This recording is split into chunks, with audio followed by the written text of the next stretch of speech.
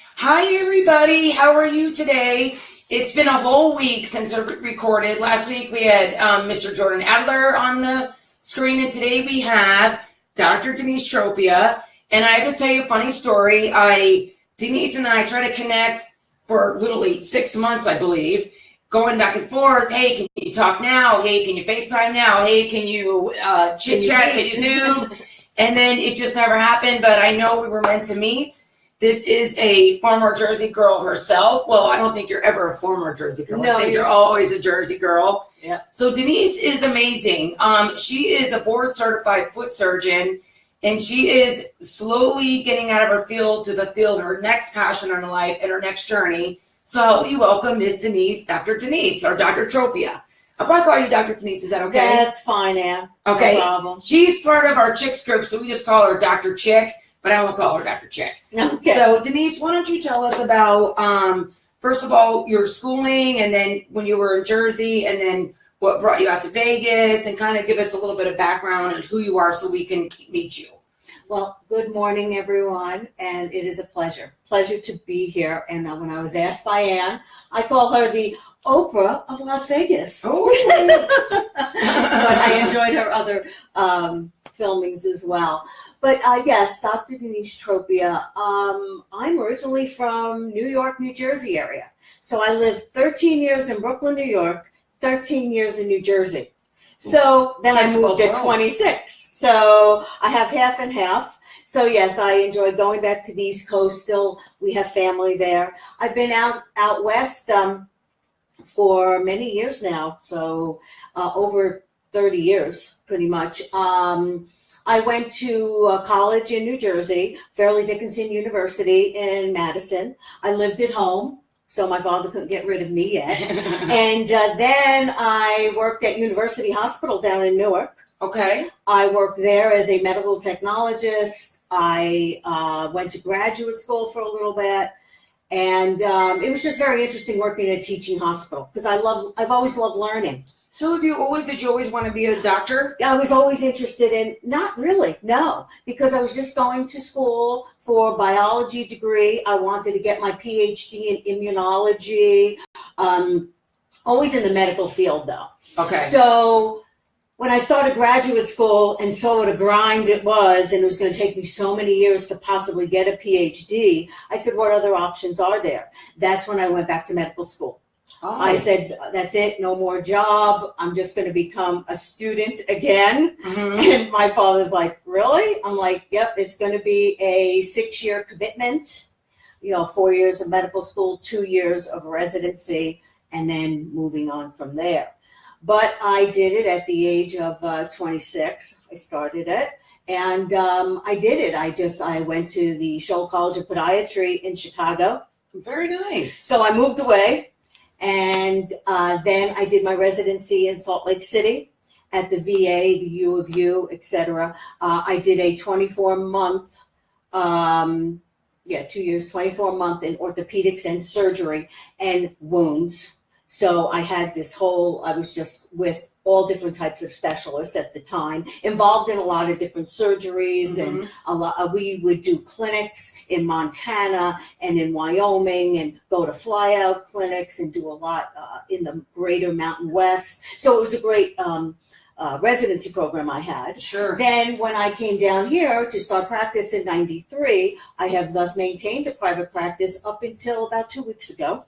Really? Well, I didn't even know that. Yes, I finally got out of private practice totally. Wow. But I still do a wound clinic. Now, what made you get out of the practice? Well, it's not out of the practice. I don't want to say out of the practice. I don't know if that's the correct terminology. Yeah, but what made you decide? Well, that's big. It is. And it wasn't something that I could do like overnight. Not when you have a practice that you've built up for 25 years here in town. Mm-hmm. The patients that I've had patients for that long. And so it's very difficult to break that away. So you have to do it slowly. I transitioned slowly. I closed down a big practice about 1.5 years ago and downsized. When I downsized, it wasn't as much on me from a running a business point of view, but still, it was still taking care of the patients, doing a lot of the administrative work.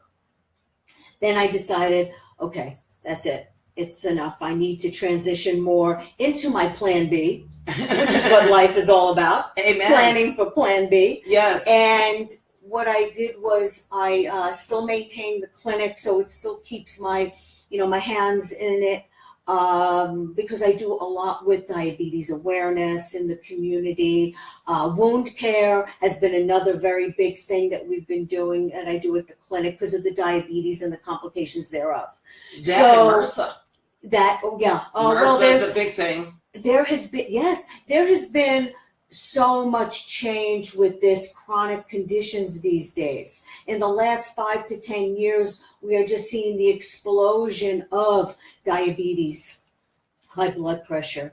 Obesity now is considered a chronic condition. So, wow. It's gotten to that point where we really have to get a handle on these things. Absolutely. And this kind of leads me into where I'm at now and where I'm going to help people regain and maintain health. That's awesome. I have a friend. And Mike Colian, I'm sure you're watching. Mike, this is somebody that I want to introduce you to. As soon as she told me, you popped in my mind immediately. Mike is a very good friend of mine. He has diabetes, but he really has it under control at this point in time. But he was a 22-year veteran at the Air Force.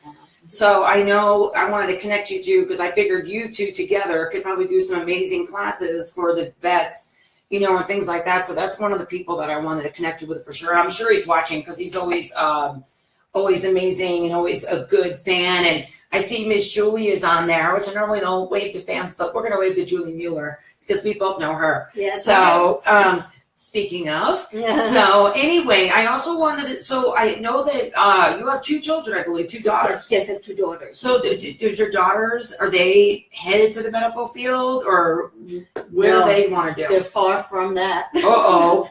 Well, my daughters are 24 and 18. Wow. So I'm not that needy mom anymore. They just call me for money and advice. That's it.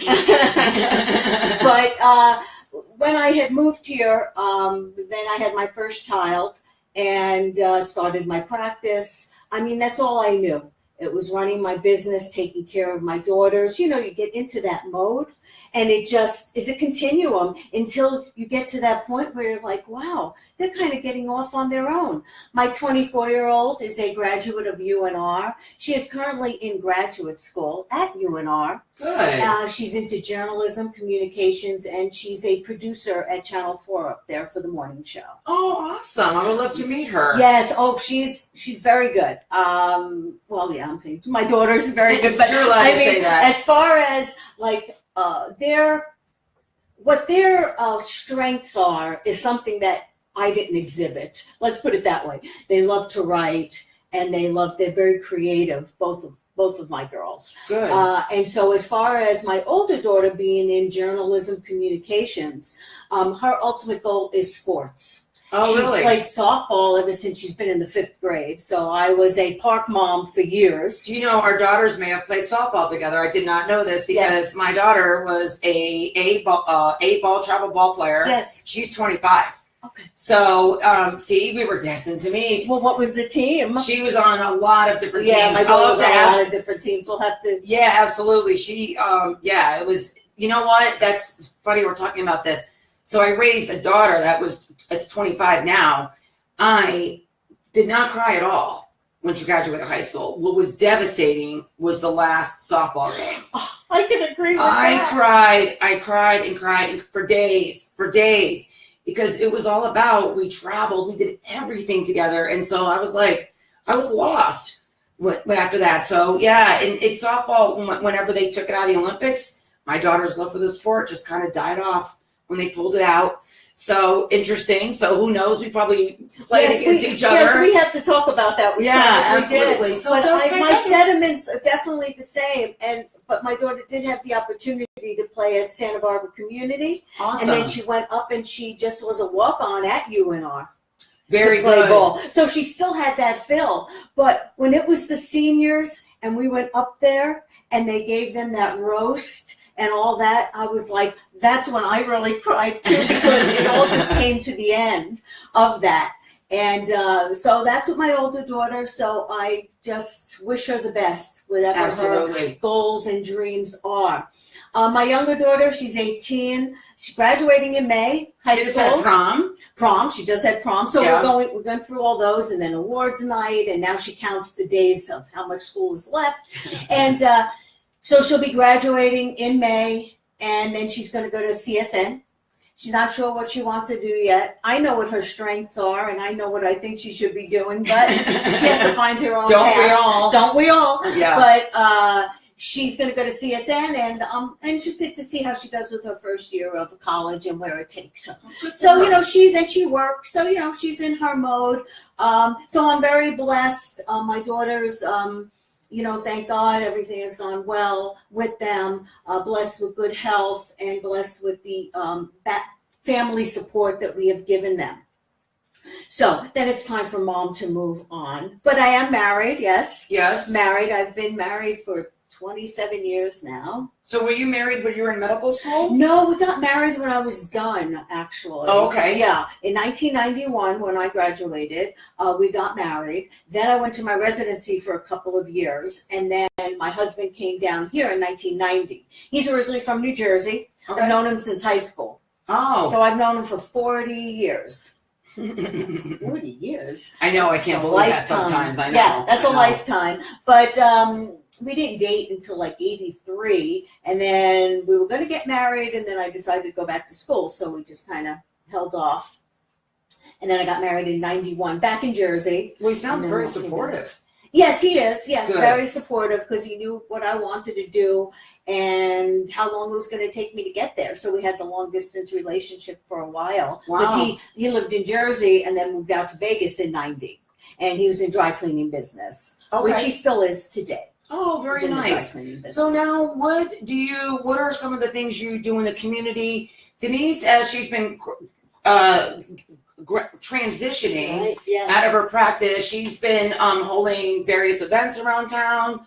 I've attended one of her events. I believe she's got an event coming up this weekend. She'll talk about that at the end. But what are some of the things that you are doing in the community now that you're what are you transitioning to? Well, reinventing myself. Oh, I think that's what we have to do. It's always been a passion of mine to say, how can we get better wellness wise? What things can we do to help to regain and maintain health? Even, treating patients for a quarter of a century now, that's always been where my main forefront has been. How can we get better? Sure. What can we do to get you better? And it's not like, I'm treating from the knee down. I'm also treating the whole person. Right. And that's always been, this is just the way I was trained, or what I feel that's necessary to do. And we know what has gone on in healthcare these days. And if we talk about healthcare, that's for another show. Absolutely. It would take days. It would take days to realize that in healthcare now, it's not sustainable. No. It's undoable. And especially for the private practitioner, I say that we're becoming dinosaurs because I want to run my practice the way I want to run it. Corporate medicine has taken over. The Walmarts of medicine have taken over, so the mom and pops, well, there you go.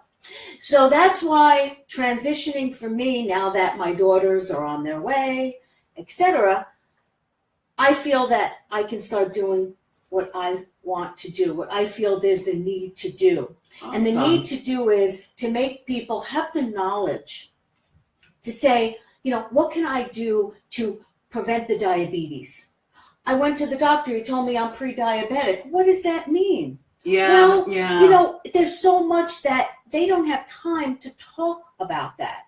To talk about how, if you have pre-diabetes, in order not to become a full-blown diabetic in 5 years, because that's the definition, pre-diabetic is 90 million Americans. Wow.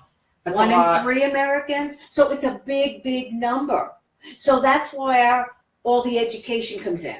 That's where the knowledge comes in of what I can do to avert that, so I don't have to be on medications and be a full-blown diabetic like 30 million Americans are. and they're taking medication and, going through the different complications of diabetes, which are very devastating. And when I see that on a day in, day out basis, it really hits me that it's just so devastating to the body as a whole. Yeah, the obesity is a big deal. I did research this and look this up. I don't have the exact source, but I will post it if anybody needs to. But I'm going to share a fact with Dr. Denise, and I don't know if she's even heard this fact because I haven't discussed it with her yet. They are predicting. So we have Gen X, Gen X. My children are Gen Y, Gen Z. Mm-hmm. Notice the word Gen Z. They are predicting Gen Z is going to be the first generation to not outlive their parents. Like, how scary is that? So the reason they're saying is because of obesity. And that is scary. I joke about this, but it's not really funny. A PS3, a PS4 remote control, when we are selling them to put a Hot Pocket in to play a video game, we've got a problem, America. So it's very, I've seen it with my own son, not eating a Hot Pocket, but I've seen it with him, being in a video game. And then all of a sudden when I ask him to log off, oh my God, I'm starving. Really? Are you? So it's important that we get them off of the bed, off of the couch, and start going outside and doing things like we used to do. Not only will it affect their body physically, but think about visually. Mm-hmm. We'll never know their outside world because they're stuck in our bodies. We're not meant to be like this. We are meant to be upright and moving. So what are some tips you could give some of the parents out there that maybe have children that are maybe a little overweight, maybe because that's where it starts. The habits start at home. Yes. So what are some habits you can give someone that's maybe struggling with their own child right now with obesity? Yeah, and that is such a real problem. Yeah. Now, when we talk about with the obesity, and just being, X amount of pounds overweight to the extreme, yes, this all kind of gets lumped together. Sure. But what we need to do is, it's all called awareness. Amen. Awareness is the fact that the diary of what we eat day in and day out. That's number one. The lifestyles we lead, we're always rushed. And so when our mind is going, we need time for that to calm down. Yeah. To calm down to the point where we can realize, what are we eating? What are we feeding our children? How can we become more conscious of what's going on? And then it becomes a collaborative effect with the family. Like, our lifestyles have changed dramatically than when we grew up. Yeah. We ate dinner. Well, even in my household, we were a very busy house for many years, but we all made sure we ate dinner together on, of course, the nights that we could. Sure. Ate dinner together the way we grew up, talked, no phones at the dinner table. That's a big no. And we don't. Or in the car. I don't. We don't do it in the car either. My daughter and I, when we traveled softball, well, they didn't have cell phone. At the end, they did. Exactly, at the end, they did. And one of the rules we made was no texting in the car. You'd be full in that moment. And to this day, last night we went out to dinner and my husband had his phone and I'm like, flip your phone over, please. Mm-hmm. And he's like, what do you mean? I go, flip it over. So you don't see it. And you know what? It's funny. I bought this phone case and I love it because of the fact I can't lay it like this. I lay it like that. Yeah. Oh, there you go. So it's actually kind of a good little reminder to, turn off some of these things, have those conversations, drink a bottle of water. Well, yeah, that's another thing too. This is something that's really, there's no one magic thing. How many times, patients come in, well, I need to get better yesterday. Sure. Well, no, Rome wasn't built in a day. Right. We have to take these things apart and we have to say, okay, nutrition, very important. Exercise, even a modest amount of exercise. Walking. I walk every day with my dog. I do yoga, But the yoga I do is like totally different than what people have in their heads. People say, "Oh, I can't do yoga. I'm not flexible." Well, that's exactly the reason why you should start, because you have to become more flexible. But it's kind of like, it's the whole thing. It's a whole collaborative effect. The eating, the sedentary lifestyle, we have to be and exercise more. Yeah. Even tools. I feel tools are so important. Tools, whether they be something you would listen to, exercise, nutrition, how you can do certain supplements, anything you can do to help break those bad habits. That's what I was going to say. Habits is the key. Habit is the key, because a lot of times you don't even realize you're doing that. Yeah. I've been thinking about that too. We've been changing habits in this house as well. And my husband and I had this conversation last night because, we have 3 adults and a child. My daughter lives a couple miles away. So we have James's daughter and ourselves. And I told James last night, I go, I believe in changing habits, but the habits can't be started by the 10-year-old. The habits got to be started by the 3 adults in the home, because that's where it is. We have to lead by example, which goes into so many other things, because when you do have habits, good habits and things like that, it makes your child feel more secure, Absolutely. which is, really important as well, because that's a key brick to the foundation of building any child to be a future adult, growing into an adult. So one of the things I wanted to mention with Denise is she also teaches wheelchair yoga. And that is one thing that her and I are going to start doing. I have a wheelchair bound child, and that's something I don't talk about too much. It's very personal for right now. That's a video for another day. But that's one thing I have in mind for her, was to, set up something, maybe with her. Maybe I'm sure there's other children her age. Yes, I think it would be. Or the seniors as well. The seniors. I think it would be, or even, people that even call it chair yoga.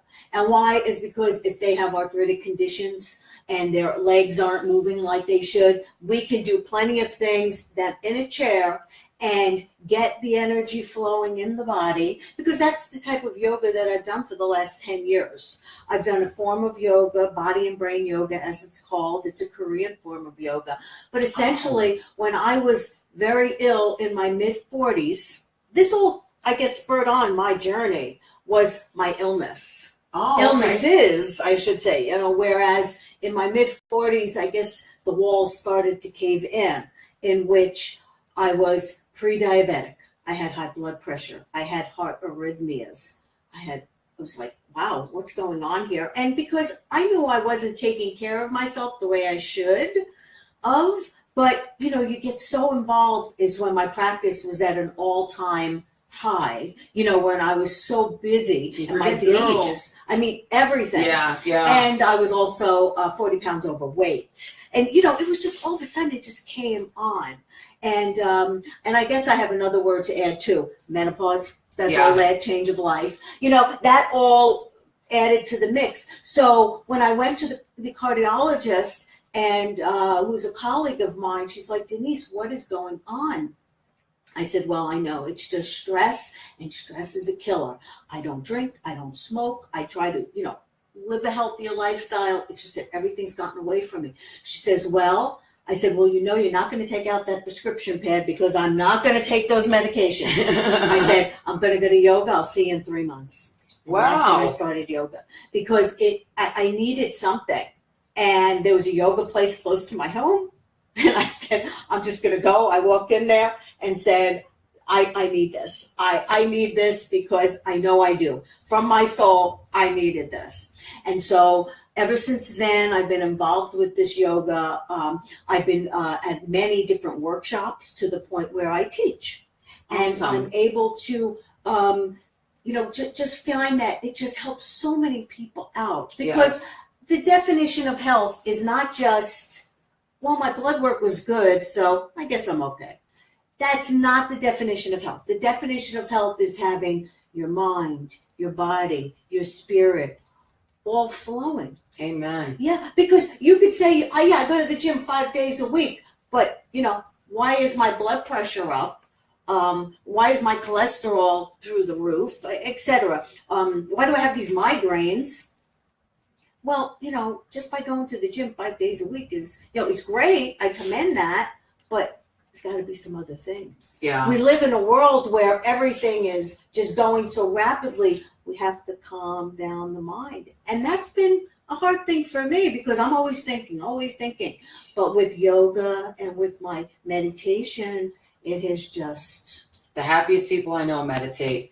I have anxiety as well, but I've really learned to manage it with oils. And now I'm just starting the meditation realm, and the happiest people I know meditate.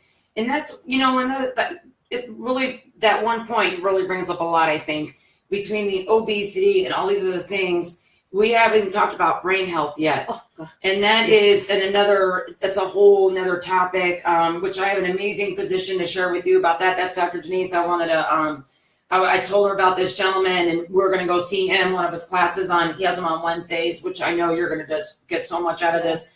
So Denise, why don't you tell them what you are doing this Saturday? Okay. So you can help get some people at your event. Denise does have an event this weekend. Yes, we have an event this weekend.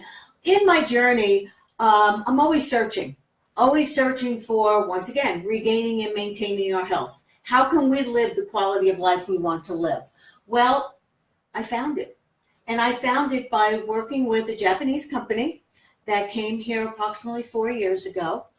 And I was totally taken by it because of what they have to offer. Mm-hmm. It's been in Japan for 20 years now. And pretty much it's doing a product fair, as well as I will be speaking on antioxidants and how people can maintain and regain their health. Why is it so important to have proper nutrition in our diets? Yeah. In malnourished in the modern world. And I talk about that since we are malnourished in the modern world, the absence of fruits and vegetables. Yes. And the additives and gosh knows everything else in our environment is killing us slowly. So we really need to have that knowledge. So I will be at the Sahara West Library from 3 to 5 doing the product fair along with the presentation on what we have to offer. So it's a lot of fun. Our members as well as our guests just love it. So that's Sahara West Library on Saturday, May the 5th from 3 to 5. Awesome. I plan on attending Miss Denise's event on Saturday. And Barb, if you're watching, you're probably going to come with me. Just saying. So I want to thank Dr. Denise and thank all of you for tuning in. Our goal with these videos is to bring out the local community, the people that are doing amazing work. She is a local to Las Vegas, and go Knights go, right, guys? Yes. Big lose last night, but that's okay. It's okay. Brush it off. We're coming home, so we're gonna back in the desert, back in the saddle tomorrow. That's right. Mm-hmm. Sharks don't like the desert, fellas. Just saying. That's right. So I want to thank Dr. Denise for coming, and we look forward to doing more videos later on. We're probably going to do more specific topics, maybe even do some kind of demo. Who knows? She probably has all kinds of cool gadgets that we could probably work on. I would love to, because a lot that we didn't touch upon too is the diabetes awareness. Yes. And what I do in the community with the Lions Club. And also just getting out there and going to different groups and discussing with them these chronic conditions and what impact they have on our everyday lives. Yeah, just opening those doors with conversations. For example, like at dinner, maybe talk about how are you feeling, or is there anything bothering you, those kinds of things, because it all goes under one umbrella. But at the same time, I do agree with you 110%. It's mind, body, soul.